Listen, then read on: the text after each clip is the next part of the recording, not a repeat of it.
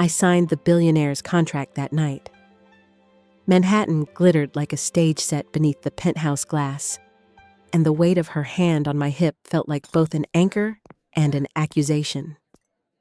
The paper lay between us on the lacquered desk, clean, expensive, and strange. Clause 7 was underlined in the same black ink that had signed her name.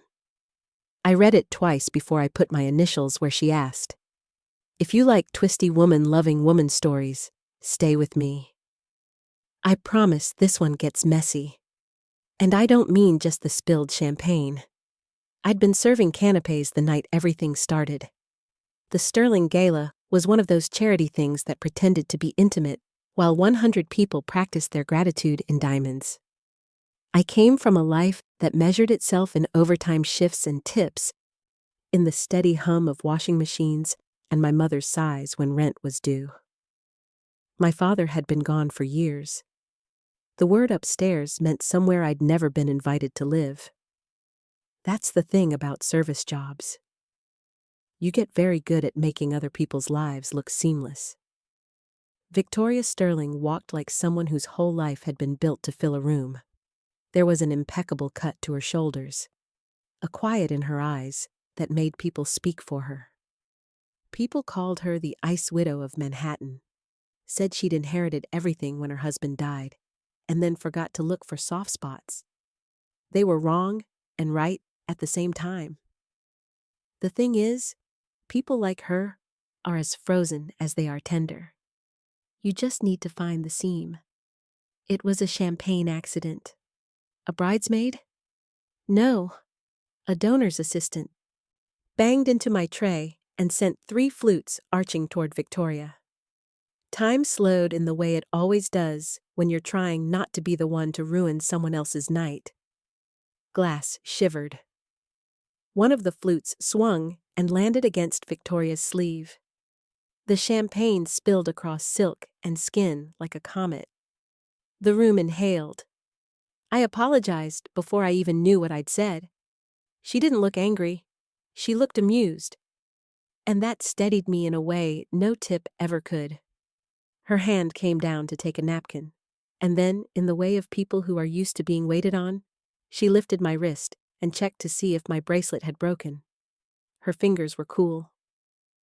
I must have blushed because she gave me a crooked smile and said, "It's all right. Accidents happen." She could have dismissed me. Instead, she asked my name. "Chloe," I said. "Chloe Miller." Her lips twitched. "Chloe Miller," she repeated. "You've been at Sterling events before." I found myself answering with the practiced frankness of someone who'd grown used to being, where eyes flickered over the uniform instead of meeting the face. For 3 years, I worked catering. "I know where the extra napkins are." She laughed softly, and something in the laugh felt like a permission. Before the night was over, she'd asked for my card. I told her I didn't have one. The night manager printed one with my name and a line for position in block letters that said, "Server." She kept it anyway. A week later, there was an envelope in my mailbox, an official one with Sterling Enterprises stamped at the top. My hand shook as I opened it as if a confession lay folded inside. Inside was an invitation to a meeting. "Ms. Miller?" "Ms. The Sterling would like to meet you regarding a temporary administrative position. Compensation commensurate with experience." I laughed in the kitchen while my mother stirred the soup. "They want me to type for them, Ma," I said. "Maybe I'll finally learn how to use a stapler that isn't jammed." My mother didn't laugh. She gave me the look she gave when she calculated household math in her head and decided to be hopeful without saying so aloud. "Go," she said. "You'll get out of those double shifts." So I went. I took the B train, feeling conspicuous in my cheap coat, and pressed the elevator button in a building where the chandelier was a light sculpture, and the security guard nodded at me like he already knew who I was. Victoria met me in a foyer that smelled faintly of jasmine and paper. Up close, she was not a myth. She was a woman with freckles at the bridge of her nose and a voice like velvet rubbed with steel. Her smile was smaller when she was alone. Softer. She told me the position was temporary, 6 weeks to cover an assistant's maternity leave, and then she slid a contract across the walnut desk. It was elegant and precise, and it had Clause 7. She watched me read it the way someone watches a tide, with a face that learns how to be still. Clause 7 said in language smooth as silk that certain discretionary arrangements could be made between executive principal and personal assistant with compensation, adjusted to reflect any additional personal duties performed outside the normal scope of work. It could mean extra errands, late-night scheduling, and yes, very faintly implied social accompaniment. I folded the corner of the page and looked at her. "You don't have to sign anything you don't want to," she said. The room hummed with the city beyond the glass. She left the decision completely to me. She asked me if I had questions. She told me she'd arranged for a salary that would cover tuition for my part-time classes and a housing stipend that would mean my mother could breathe for the first time in months. She offered me health insurance, which I had never had more than a rumor of. She offered, in short, the kind of stability that had always been an announcement on someone else's life, never a promise. I thought about the nights I slept on a mattress that sighed louder than any ambulatory city noise, about the way my mother's laugh cracked when she hid worry in the sink. I thought about the tip jar's dented lip. I weighed the reality of my life against a sheet of paper and the hand that signed her last name in long, unapologetic strokes. Clause 7, I repeated. It feels a little open. It's deliberately flexible, Victoria said. We rely on loyalty and discretion at this level. I don't want to constrain an employee with contractual nonsense if life requires nuance, but I also want to ensure that any arrangements are consensual and compensated. Her emphasis on consent made me blink. I had expected predatory language. I had in my head rehearsed what a woman like her could demand. Instead, she talked about choice like it was a currency we both respected. That made the decision both harder and easier. You understand that there's a power imbalance? I said. I do, she replied in a voice that had the faintest tremor when she admitted something that could be used against her. And that is why everything must be transparent. If you accept, we will write the terms together. I will never ask you to do something you're uncomfortable with. You can leave at any time. I signed. I didn't sign because I thought I could be bought with insurance. I signed because there was an honesty in her phrasing that I hadn't expected. Because the stipend meant my mother's leaky roof could finally be patched without another season of borrowed sleep. Because for the first time, a door opened that didn't ask me to apologize for existing. The first days were vertiginous in the best possible way. They smelled like toner and fresh coffee and Victoria's black designer soap. My new office was a room with a view, la floor-to-ceiling glass that looked down on rows of cars like toy soldiers. I learned to set appointments and handle her calendar, to read the delicate code of corporate email when the stakes were to Mr. Reed and the board. People at the company treated me like a curiosity wrapped in a name badge. I had to earn their steady gaze. Victoria's world moved at a temperature I had to learn to breathe in. The team at Sterling had rhythms: early strategy, late philanthropy, midweek private briefings. Her assistant before me had been efficient and invisible. They liked efficiency because it made tragedy look smaller. They also liked perfection because it kept the rumor mill from grinding too loud. It was not a fairy tale. It was a work schedule with unpaid emotional labor tucked into the corners like a lost sweater. There were late nights when I made calls that received curt returns, and mornings when I answered to the press office that wanted nothing and everything. And there were moments of gentle surprise. Victoria bringing me soup when the flu hit the office, offering to let me take a half day when my mother needed me to come home. Small things that stacked against the myth. Until more often than not, I found myself looking forward to those quiet exchanges. We were careful with each other. She never crossed without asking. I never crossed without wanting to. Our flirtation was a slow thing, the way certain light creeps along a wall and eventually softens it. Once, when she forgot her tablet at a boardroom, she looked at me and said almost plaintively, "Do you think my ex-wife would have retrieved it for me?" There were jokes with an edge. She was 43 and I was 24. She'd spent a life negotiating others' expectations, and I'd spent mine setting tables so people could forget the seams in their garments. Power lived between us like an animal both of us had to feed or starve. We fed it with honesty. We starved it with rules. The first touch happened in the pantry, because of course it did. I was reaching for almond milk when she brushed against my shoulder. There was no theatrics, no scripted seduction. Her hand hovered there for a second, then pressed as if to make sure I was steady. I felt a pulse in my neck and leaned into the warmth of the assurance of that hand. We both laughed afterward, like we had been caught doing something ordinary that suddenly felt precious. I was not naive. I understood risk. I saw the headlines when wealthy people dated people with less to gain. I knew the cautionary tales, trophies with ankles that turned on the same nights. But there was a kindness to the way she asked and an insistence on my voice. "If you ever want me to stop," she said one night from across the desk, "you say stop and I'll step back. No questions."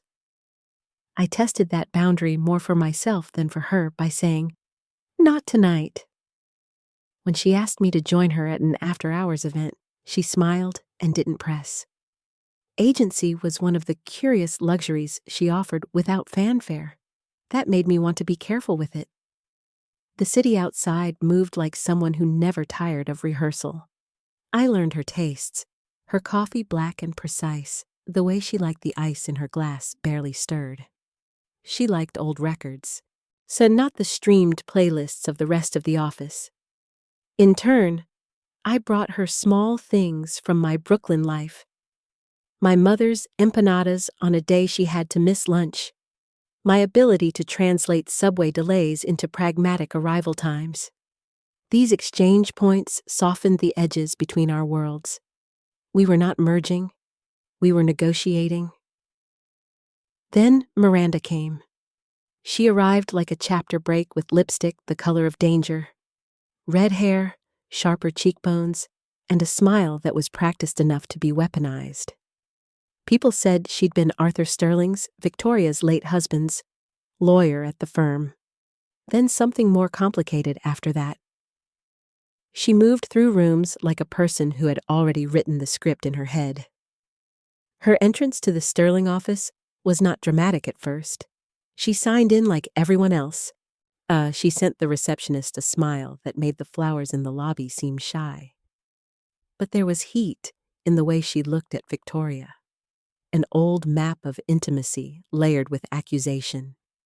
Victoria's face cooled like a chess player who'd seen a risky move and decided to counter. Miranda's presence made other people slow down. A company built on curated appearances suddenly felt exposed. Miranda didn't come in quietly. She began with questions that looked like concern and landed like knives. She asked about events, about certain line journal entries I had not yet known were in play, about Arthur's death in a way that felt like she was testing whether others remembered the right memory. She spoke in terms that made the air bitter in my mouth. Her insinuations were careful, patient arrows aimed to unsettle. One afternoon, she cornered me in the lobby under the institutional light and said conversationally, "You work for Victoria, right? She's been through so much. It must be strange to be so close to someone with that kind of history." I didn't know how to answer, without sounding like someone who'd been hired for her appearance. "I'm her assistant," I said. "I do scheduling and admin. I don't judge her." Miranda smiled like she'd heard the right thing. "Of course, I just worry about public perception. People remember scandal." Her tone carried subtext. I felt suddenly like an insect on a leaf. I had always been a quick study, but in the face of Miranda's insinuations, I felt less sure of the parts of myself that had been certain. Victoria closed the office door to us both, and for the first time, I saw Victoria's armor crack. Victoria had nights where she was made of porcelain. I learned to recognize the cracks. She kept pill bottles in a top drawer, folded letters that smelled faintly of old copper and cigarette smoke, and a pattern of withdrawal that made her tired in the mornings. Once I came into her office to find her on the couch, sleeves rolled up, a bottle of water still warm from a microwave that didn't usually exist in those rooms. She apologized in a way that made grief look like homework she hadn't completed. "You can tell me if this is too much," she said, rubbing the back of her hand as if smoothing a crease in a dress. "If I ask too little or too much?" "You don't ask too little," I said. "You ask exactly what you need." There were nights she cried in a voice that was not made for privacy. She had journals lined, the old and smelling like the leather of briefcases that she hid beneath a false bottom in her safe. I only discovered them later. For now, I collected small signals like coins. The way she avoided certain roads. The way she tensed when a name was spoken. The way she flinched when someone mentioned Arthur, as if the sound might break her. "People make stories out of facts they don't own," she told me once when I came in to find an angry email from Miranda printed and placed on the corner of her desk. "They tie knots where there are none. I don't want to be a story." I said, "You won't be." "Not with me?" she said, but Miranda wanted everything to be a story. She started to feed the rumor mills in the way predators do, slowly with insinuations that left a stain. She spoke in tough girl prose to the financial press, told them of mismanagement, and of strange loyalties. She started to show up at events with a camera-friendly smile and a whisper of conspiracy. People who had always called Victoria stoic began to ask questions. People who had always nodded in meetings started to look sideways. The first real collision came with a letter. An envelope that tumbled onto my desk one morning like a live thing. Inside was a photocopied receipt for a locksmith, a courier signature blurred to anonymity, and a single line of handwriting I recognized from wedding invitations and condolence notes. It was Miranda's hand, which had once written affection and now wrote accusation. She claimed she'd found evidence of misappropriated funds. She claimed Victoria had interfered in investigating Arthur's death because of an affair, because of jealousy, because of anything that would make the public understand her, instead of pity her.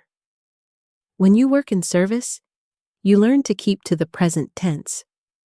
But then, there are moments where history presses and asks you to choose a side.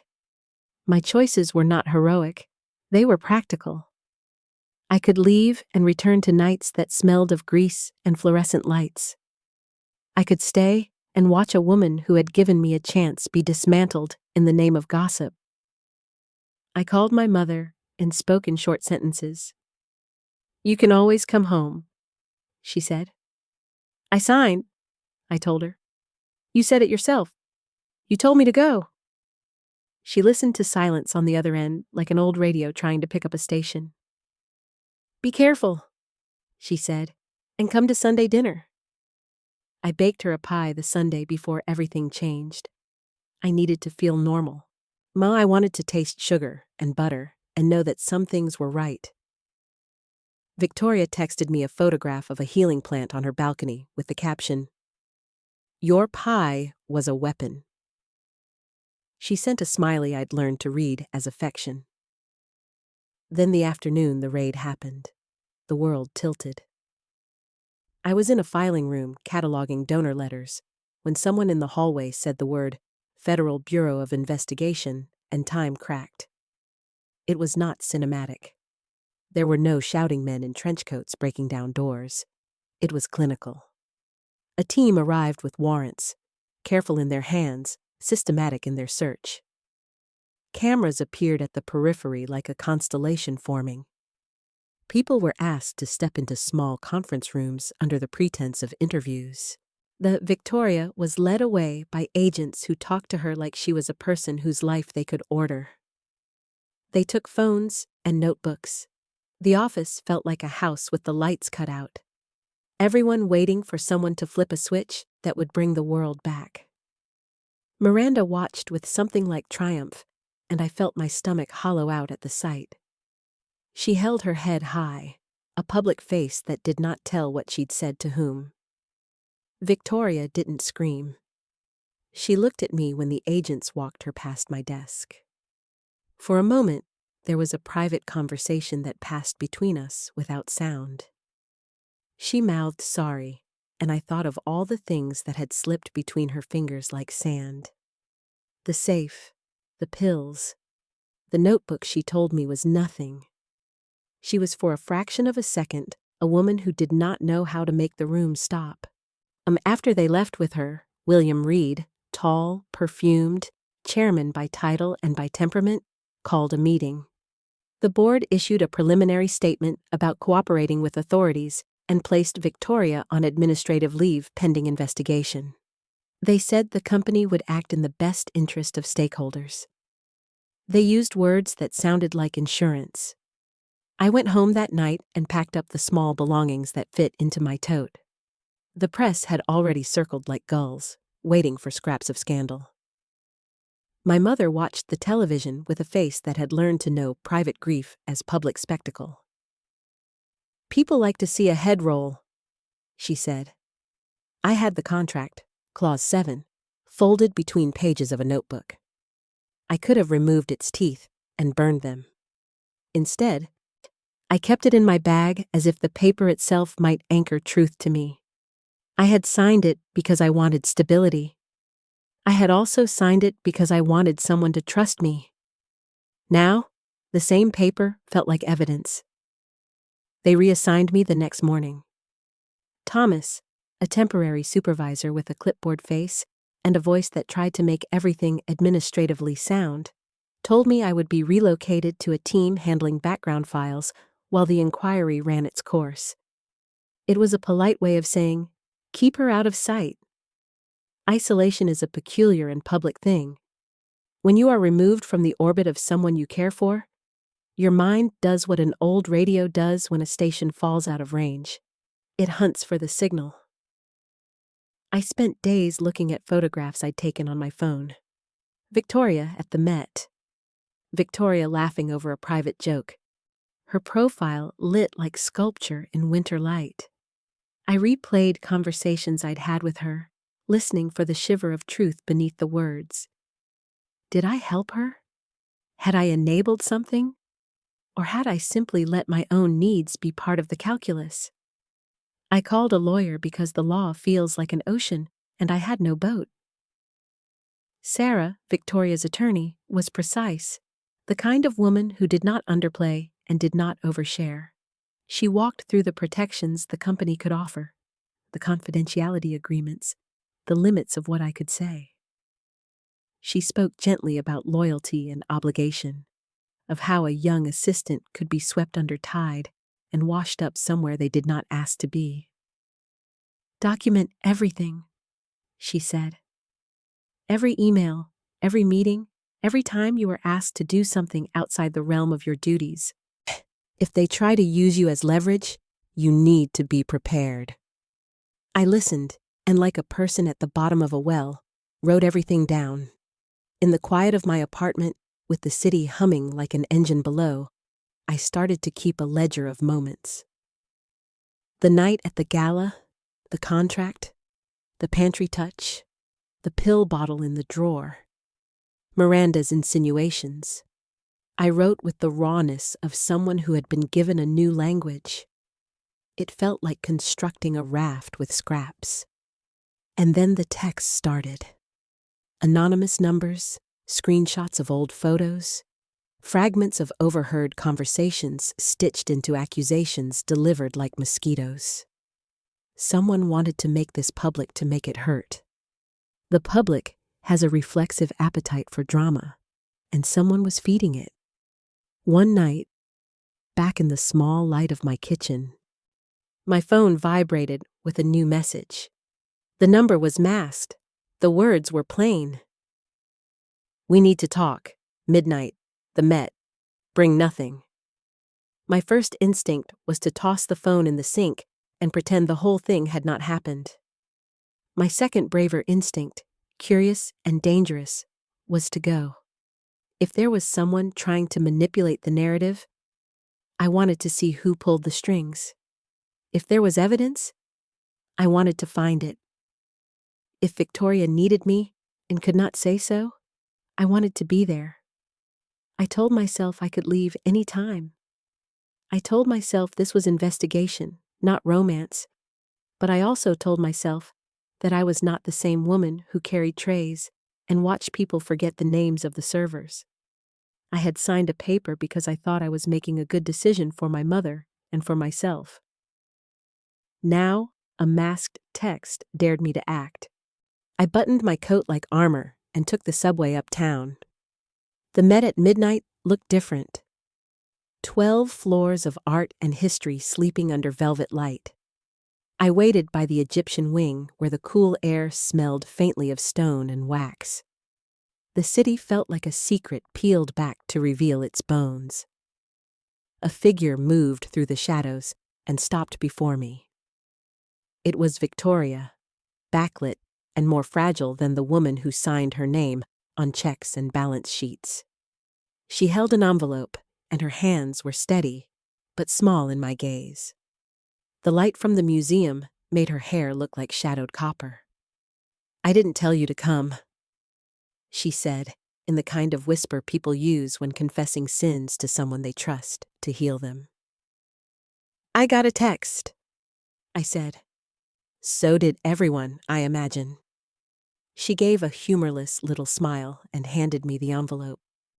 Inside were photocopies, letters, and one page in particular that was the kind of neat handwriting you keep for evidence.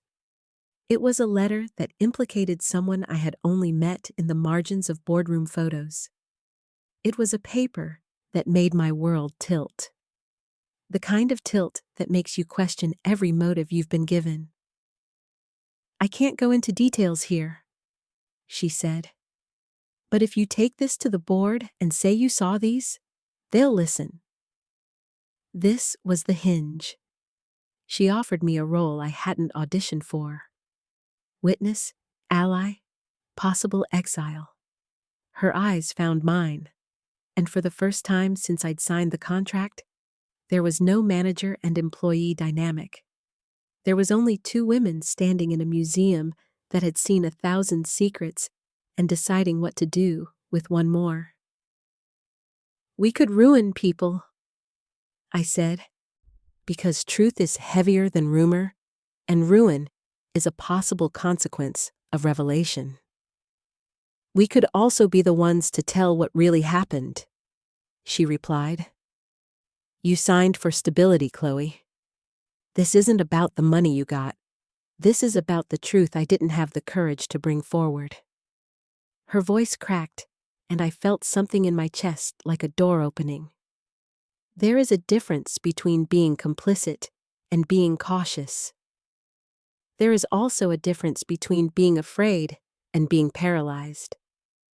I had been thinking about my mother, about the stipend, about the job, and what it meant to come home with something in my pocket. I had not been thinking about what it meant to be part of making someone whole again. "You know there's a risk," I said. "I know," she said.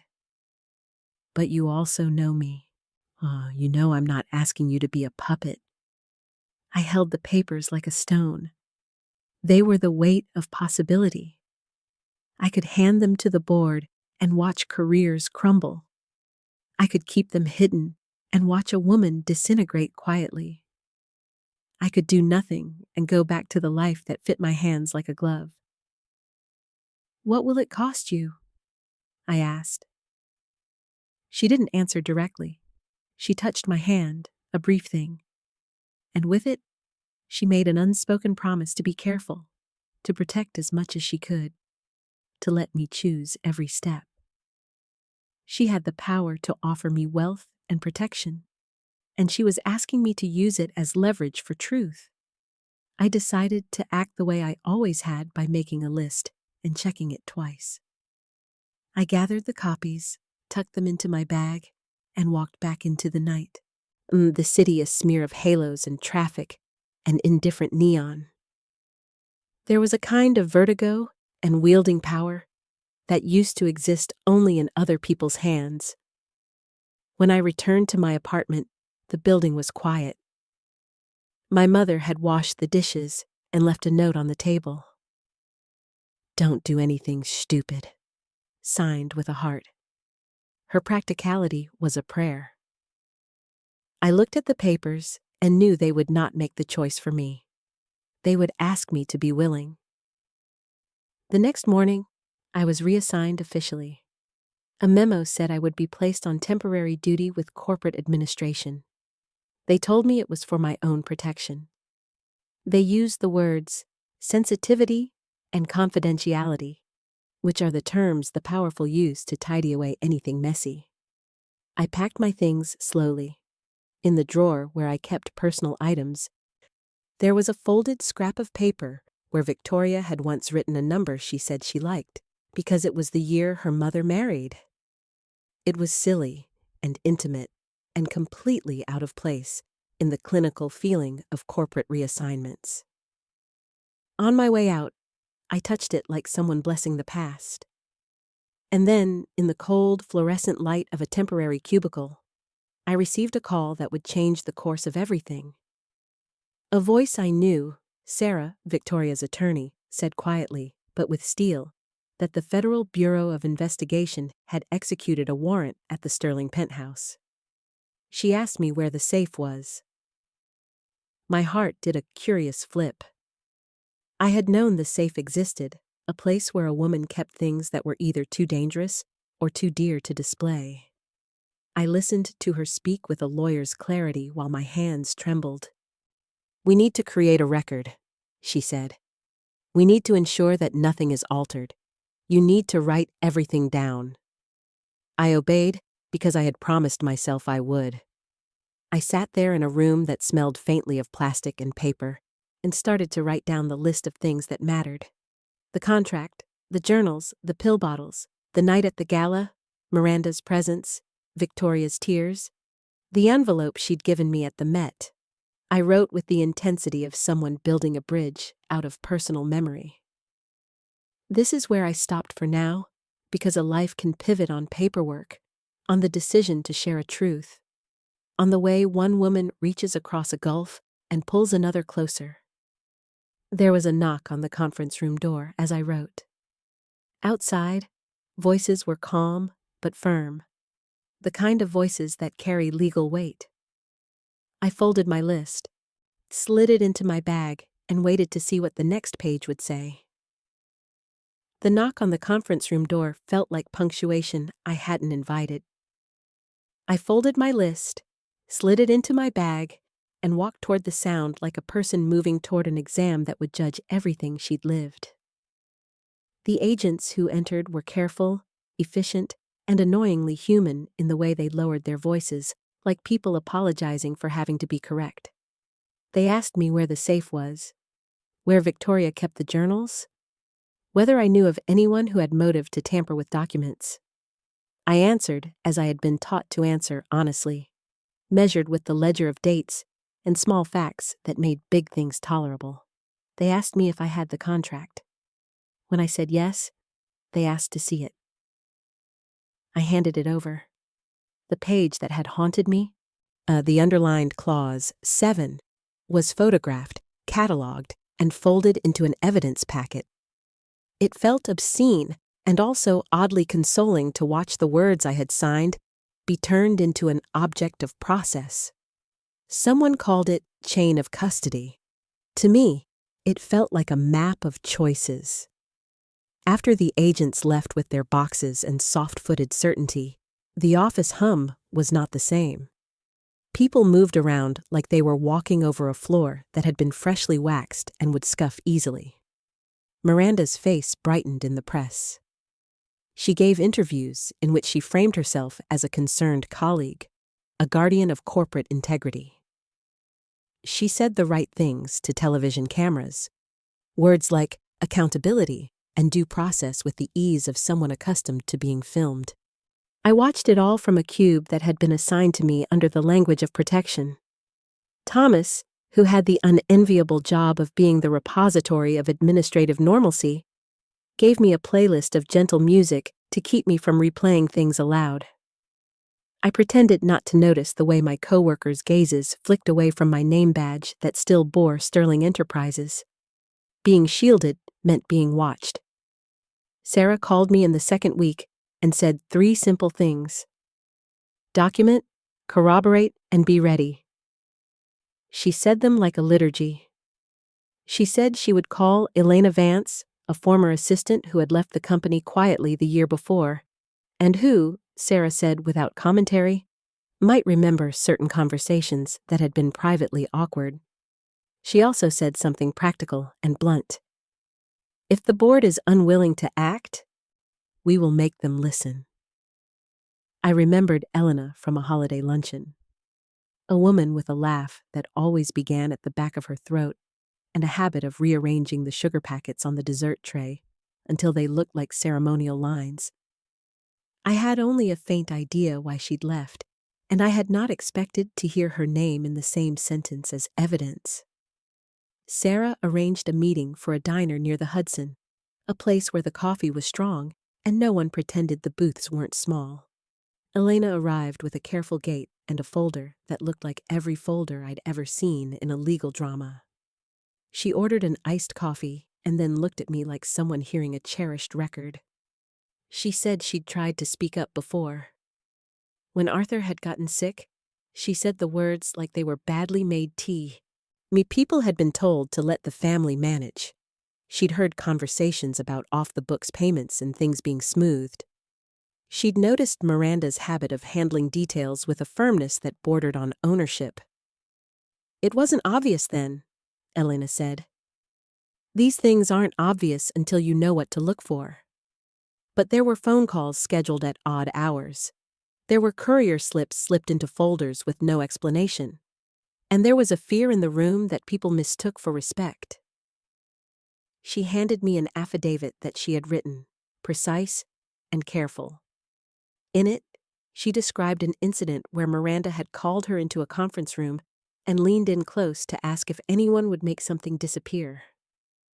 She used a phrase I would come to hear again: manage narratives, and it landed like wet plaster. The thought of someone constructing a narrative and then arranging bodies to fit into it made my skin crawl. Sarah arranged everything in the way a conductor arranges tempo. She asked Elena to file the affidavit with legal counsel. She scheduled a private board briefing, and she asked me to bring the photocopies from the Met meeting. There was also a practical human question. Did I want to testify? The word made me think of glass and how easily it can be broken into shards that will cut both the intended target and the hands that hold them. I decided to testify because there was no moral triangle available to me anymore. It had collapsed into a single line. I would do it for the woman who had given me an honest job, for my mother who needed a roof, and quietly for myself. Me, I had not expected to become the kind of person who would stand in a room and tell the truth in a way that mattered. But choices have a way of teaching you what you are made of. The day of the board briefing was bright, in the way late winter days can be bright. The light crisp and somehow accusing.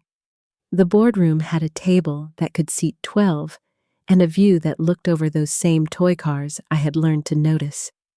They were there, William Reed in a jacket that cost more than my rent.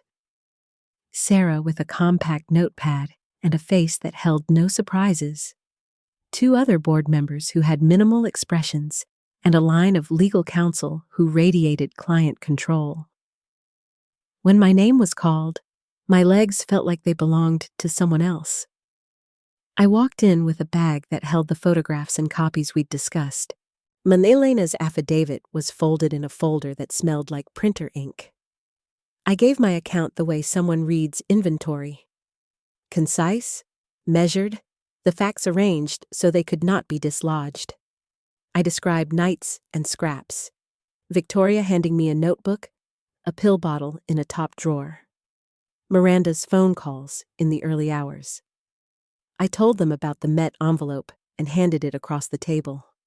The letter, Miranda's handwriting, was read aloud by Sarah because the board liked to hear things in the voice of those who could command consequence. It said what it had always implied. Someone had tried to organize a narrative in a way that pointed blame away from a certain set of actors and toward another. It named a courier. It described meetings that had happened in the business of grief. It was careful and precise. The kind of thing made by a person who believed she could write people into patterns.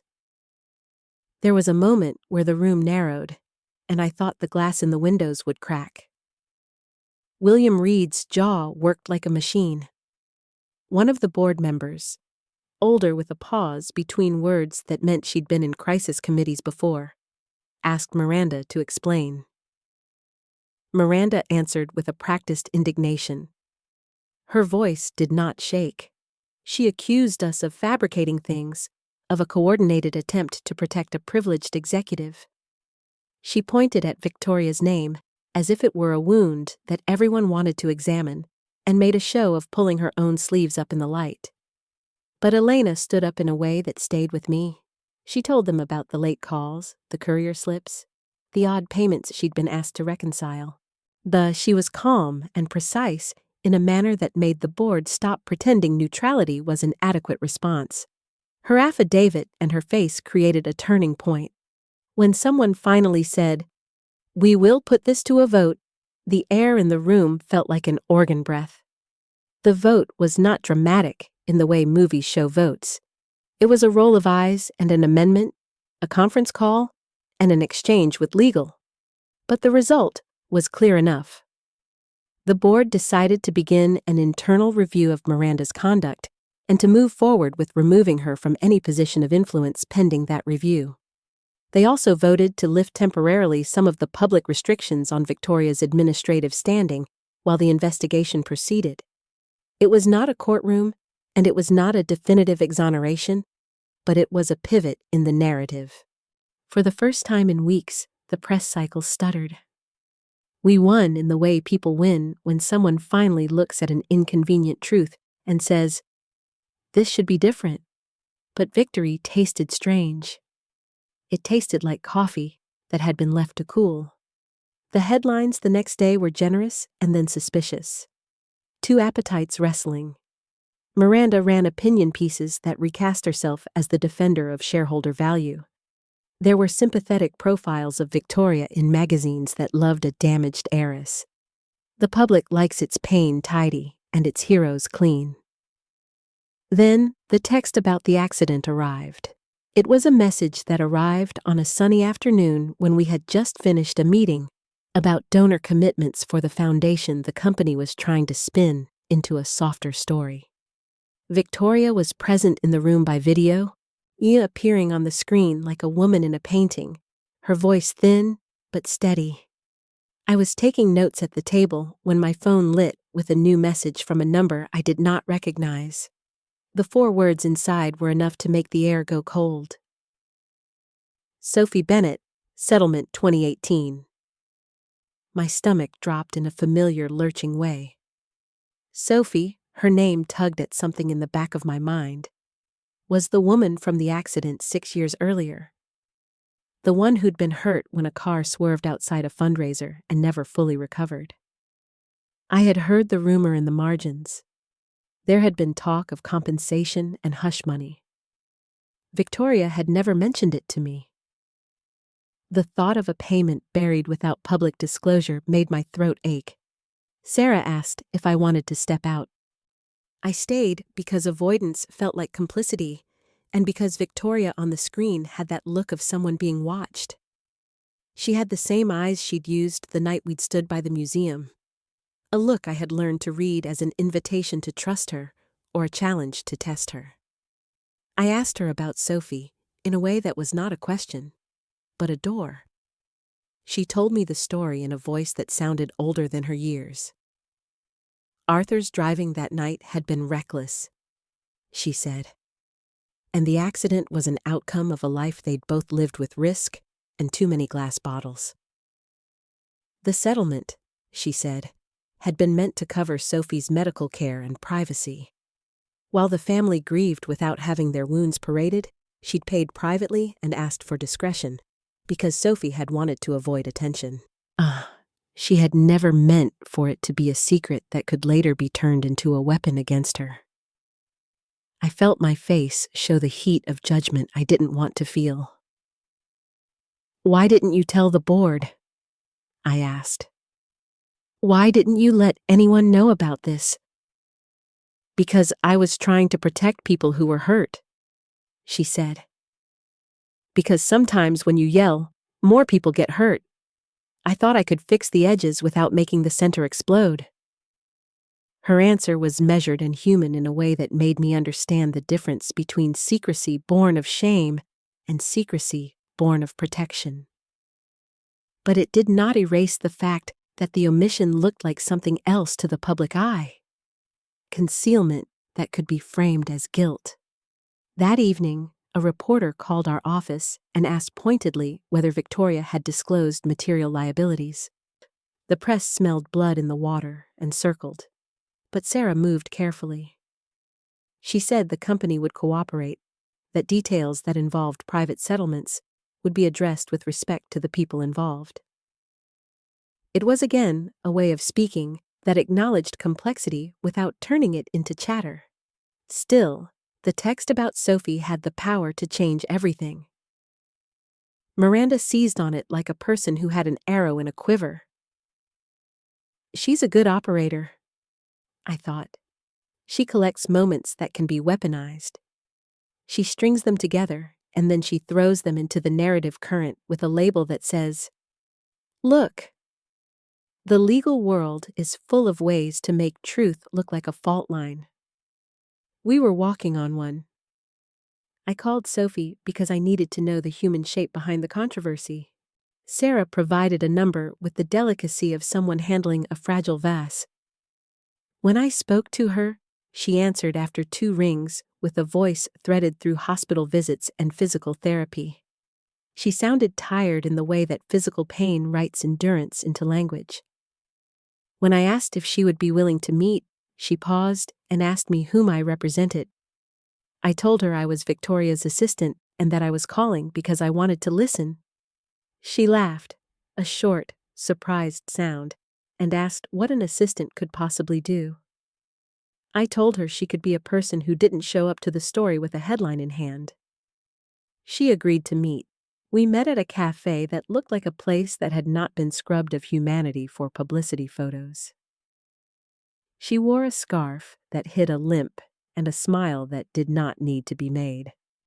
Sophie told me quietly about pain and the small bureaucracies of healing. Money had paid for a therapist who was good, for a ramp in a house that had stairs like a memory, for medication and transportation. She said she had asked for privacy because her mother could not handle the publicity and because sometimes attention feels like a second injury. "I don't want to ruin anyone's life," Sophie said. "I wanted to get better." "What do you want now?" I asked, perhaps put more bluntly than she expected. People rarely ask survivors what they want without a motive. "I want it to be right," she said. "I want the person who hurt me to take responsibility in a way that helps other people, not just fix my rent." When she said that, a new path opened. This was no longer only about public relations. This was about reparative action. It was about turning a private payment into a public promise. Victoria came to the idea too, not as a chief executive officer looking for spin, but as a woman who had been living inside regret for so long, it had become a kind of currency. She wrote a speech in the early morning that was heavy with admission and apology.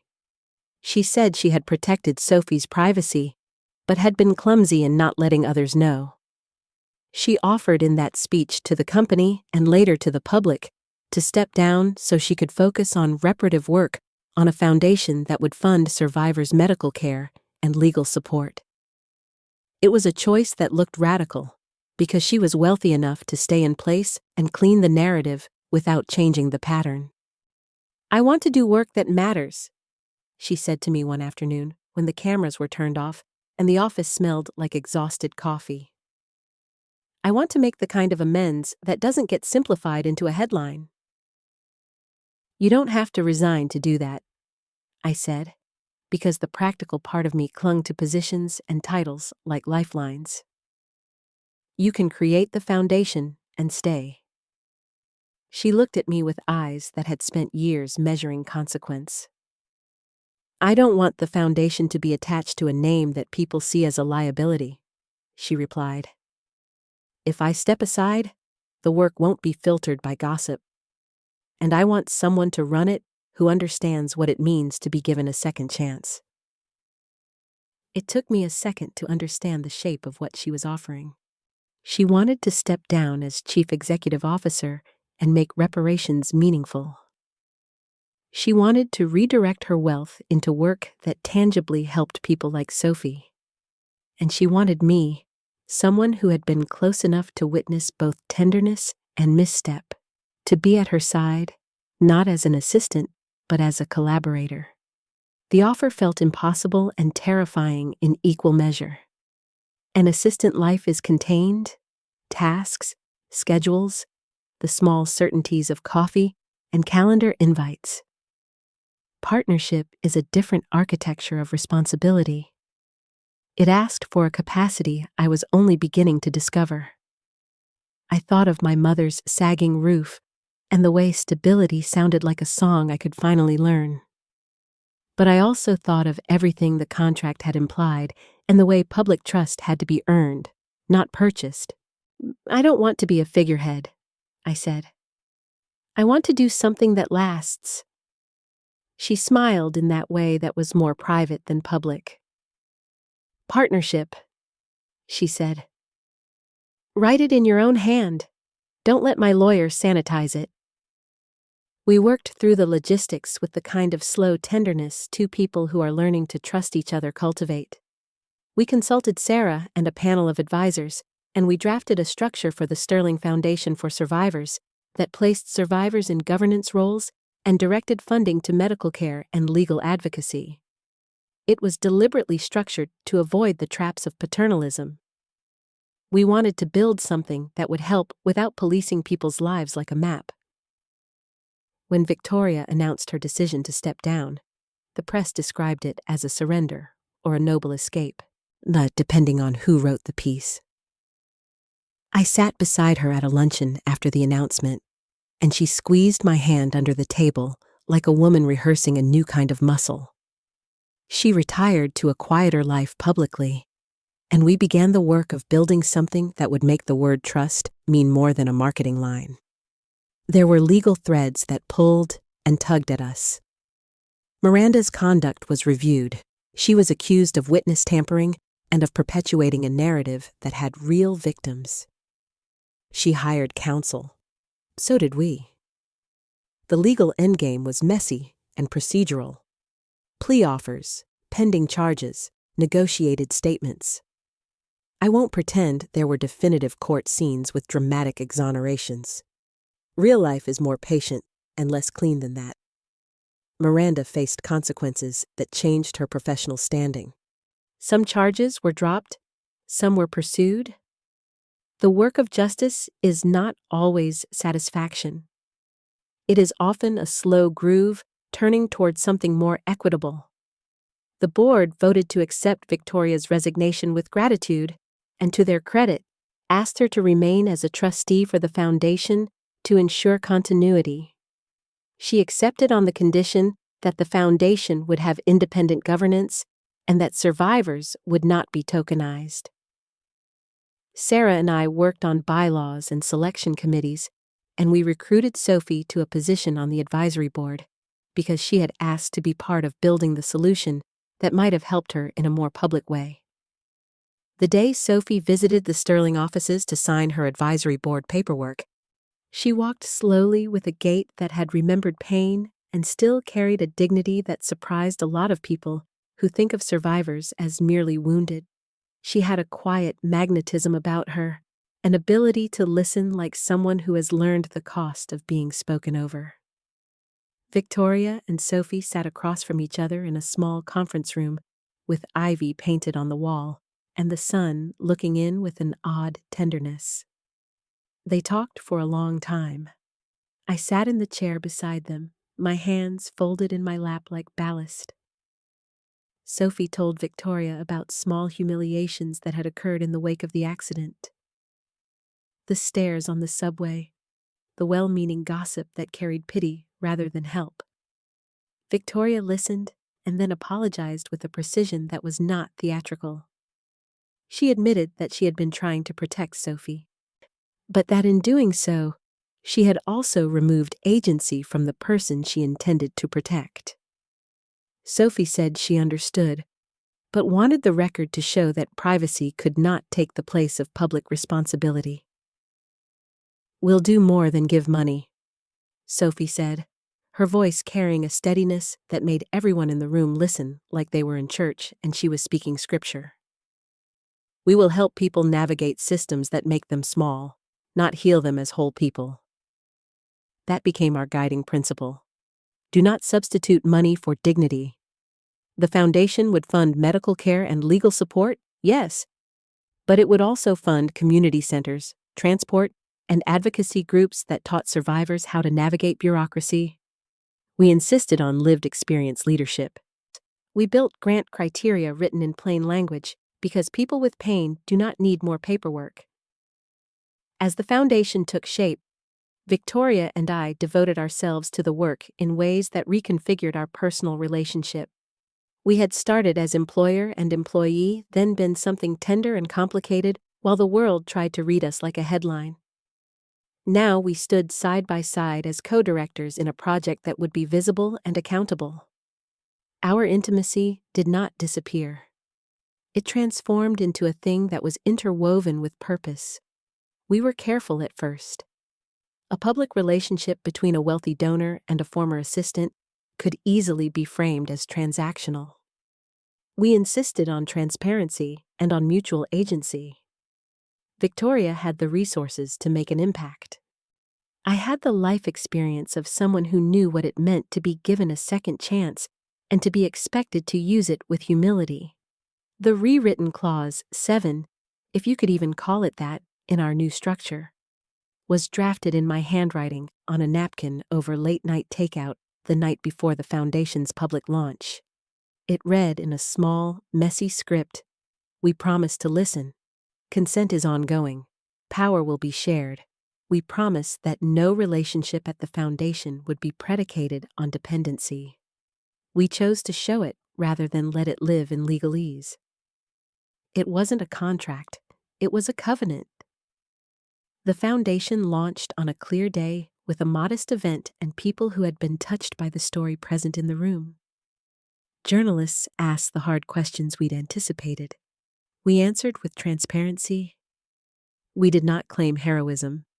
We claimed responsibility and a structure meant to minimize harm and maximize support. For once, a narrative felt like an action. There were small victories and their complicating shadows. Miranda's public reputation dimmed. Some of her supporters called it a witch hunt, others a necessary correction. The company moved forward with new policies around employee vulnerability and the handling of sensitive settlements. People outside the circle would still gossip. That is the way the public ecosystem functions. But inside our work, there was a new rhythm. Between meetings and press calls and drafts of grant agreements, Victoria and I found moments of private tenderness that were more ordinary and therefore more radical than any spectacle. She learned to fold laundry as if it were a diplomatic act. I taught her because it felt like a way to be intimate without words. She brought me soup when I was sick. I brought her empanadas on days she had back-to-back donor meetings. We cooked slowly in her kitchen, a small thing that felt like rebellion given the way our lives had been public for months. Consent in our physical relationship was something we kept naming. It was not because we were trying to be perfect. It was because the moment we had begun to cross that line as employer and employee had required a kind of ethical scaffolding we wanted to keep intact. We built rituals of check-ins, small, ordinary questions like, "Do you want company tonight?" And we kept them like a sort of prayer. Once in the quiet of a Sunday afternoon, we sat in her small living room and rewrote Clause 7 together on a sheet of stationery. We burned the original page ceremonially, not because burning paper is dramatic, but because the physical act of letting it go felt necessary. We wrote instead, "There is no clause for love. There is practice, consent, respect, and shared risk." We signed our names, no titles beneath it. It felt both simple and like a manifesto. A year later, the anniversary of the night I had signed the original contract arrived like a personal holiday. The city had moved through seasons and 1,000 other stories. The foundation had grown and become a modest but respected presence in the city's philanthropic conversation. Victoria had stepped down from day-to-day corporate leadership and now guided the foundation with a hands-on humility that made donors stop and listen. Miranda had largely retreated from public life, and a cautionary tale about power and narrative.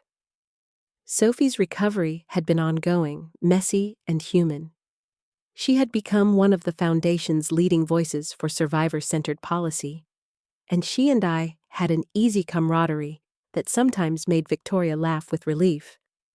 The three of us, Victoria, Sophie, and I, had learned to sit at the same table without roles that made any of us small. On that anniversary, Victoria set the old lacquered desk back where it had been in the penthouse years ago. It was a small ritual to place things differently, a way to mark that the room no longer needed to hold secrets. She asked me to sit where I had sat the night I first considered the contract. The city glittered below, Manhattan, a map of decisions. She took my hands in hers, familiar, warm, and produced the scrap of stationery where we had rewritten Clause 7. In a quiet voice, she read the line we had chosen as a covenant. Then she slid a small, folded note across the desk. This was not legal. It was a letter handwritten in a careful female script that was intimate without being private. It said simply, "I signed this as my vow to build with you, not by you."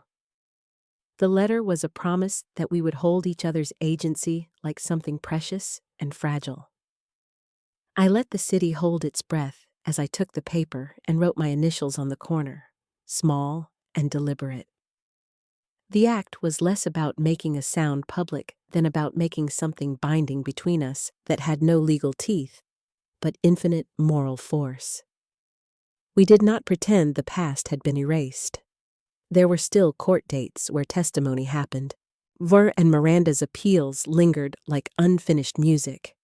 The foundation had to navigate skeptical donors and bureaucratic hurdles. But the day-to-day had shifted toward ordinary contentment, which is not the same as happiness, but rather a steady weather you can survive in. I visited my mother more often, brought fresh empanadas, fixed a leaky faucet. She joked that her daughter had become important enough to have a proper pantry in the penthouse.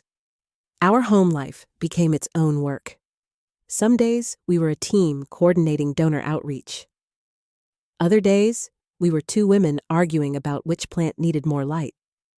We learned to be candid in small ways. I told her when I felt out of place, and she apologized when she let power accidentally leak into private moments. We both learned to say, "I'm sorry," in ways that were specific and practical. Apologies became plans. "I'm sorry, I will check my language." "I'm sorry, let me call you first next time I have a press request." There were tender nights, more than I could count, that built like slow braids. The smell of her cologne, the hush of rain on the window. Once, when a donor was particularly difficult and our meeting had been a performance of patience, we fell into bed and spoke in a language that was more gentle than sex. It was the slow inventory of the day, the exchange of little victories.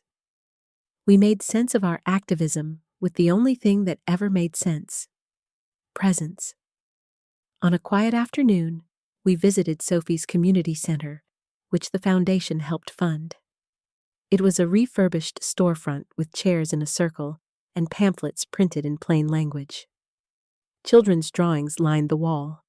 Sophie greeted us with a warmth that no camera could manufacture. We sat in a circle and listened to people talk about navigating medical bills, about returning to work, about how small kindnesses could make systems less brutal. I watched Victoria, who had once been an ice widow in the gossip columns, sit and listen with a humility I had not known she contained. She asked questions that revealed she had been learning to make accountability mean more than public gestures. She asked about what repairs looked like in the long term, and wrote notes that were unreadable to others, but seemed reverent to her. I felt protective and proud in ways that were entirely new. 1 year on from the night of the gala, 1 year after the contract that had changed my life, my city, and my choices, Victoria and I sat at the desk and closed a ledger of the foundation's first year's grants. It was not everything I wanted the foundation to be yet, but it had funded direct assistance for dozens of people and created a legal clinic that did pro bono work. We had used wealth to make room for others to reclaim their agency. The work made sense that night. We did not make a show of it. We cooked empanadas, which is to say, I cooked, and she boxed flour like she had learned the weight of things the way she had learned to hold my hand carefully. We ate on the small balcony overlooking the city, where months earlier I had felt like I had made the right or wrong decision with the press of her hand on my hip. The skyline glittered the exact same way it had then, but now seemed inhabited by a different kind of meaning. I pulled a folded scrap of paper from the inside pocket of my coat. The original clause 7, black ink underlined. We had not destroyed it. We had kept it like a fossil. Victoria watched as I unfolded it, and then, with a small laugh that was more like a release, she produced a pen and wrote across the margin in my handwriting and hers, "This does not define us." She then slid across the desk the napkin where we had written our covenant. Underneath in ink that looked almost illegible from being folded and unfolded so many times, we each signed with our full names. There was no legalese, no compensation schedule, only a promise written in hand to remember that love is not a clause. I felt something in my chest that was like the loosening of a knot. Later, long after the dishes had been cleared and the city had cycled into the low, humbling dark, Victoria took my hand and traced a line up my wrist like a calligrapher. "Do you ever wonder," she said, "if we would have met without all of this?" "All of it?" I asked. "All of it," she repeated. "The gala, the contract, the mess." I thought of the night my life had tipped, the spill of champagne like a comet, and of the ledger I had kept like a small raft. Maybe we would have found each other in other ways, I said honestly. But do you know what I'd have missed? The way you let me see the seam? The way we had to build a bridge? She smiled, that smaller, softer smile I had loved since day one. "Then we keep building," she said, "together." The city below carried on as cities do. Headlines came and went. New scandals rose like tide. Our work remained stubbornly present, a hum underneath the noise. If you had asked me on that night at the penthouse whether I believed a contract could become a covenant, I might have laughed. Now, a year later, I could see the arc of something that had been built out of hard choices. An assistant who learned to testify and stand, a billionaire who chose to step down and repair, a survivor who reclaimed dignity, and a small foundation that refused to hide behind generosity as a cover for absence. I signed the billionaire's contract that night, and it changed what I felt for her forever. It did not buy my affection. It forced the honesty that made affection possible. It taught me that agency is not only about the ability to say yes or no, but also about the courage to change the terms when they stop serving the common good. It taught me that love is not a clause. Never was and never should be, but it can grow into a practice that honors consent, work, and repair. If you're watching this and you feel moved by a story where power is questioned and rebuilt, tell me where you're watching from. I'd love to hear how stories like this live in your city. And if you want to follow along for more stories that mix tenderness with messy realities, subscribe and stay with us. We're building slowly and imperfectly towards something